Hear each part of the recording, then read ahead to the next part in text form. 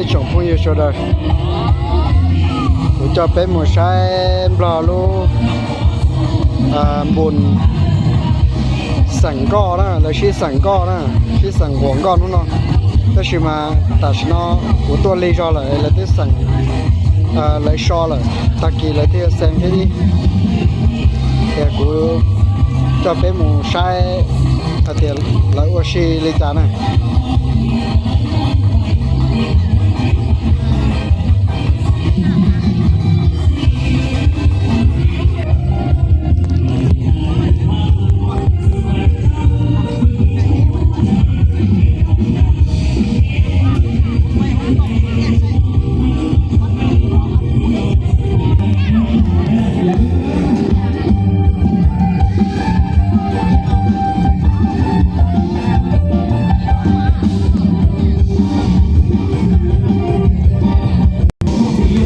เลยจะของนอนตกเลย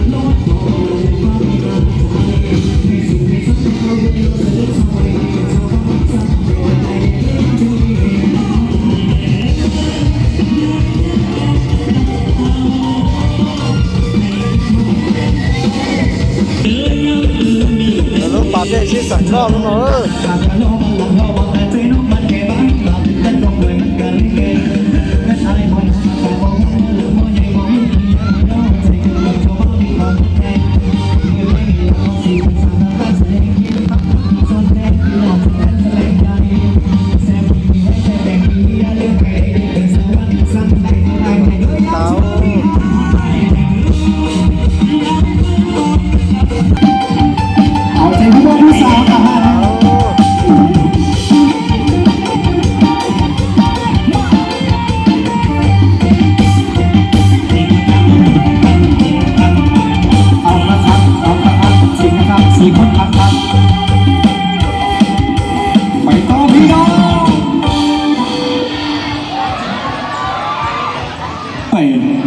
ลองกัน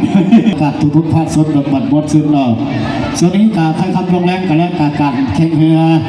เมื่อทันทีการถือว่าสิ้นลงระดับหูผลหูชนะ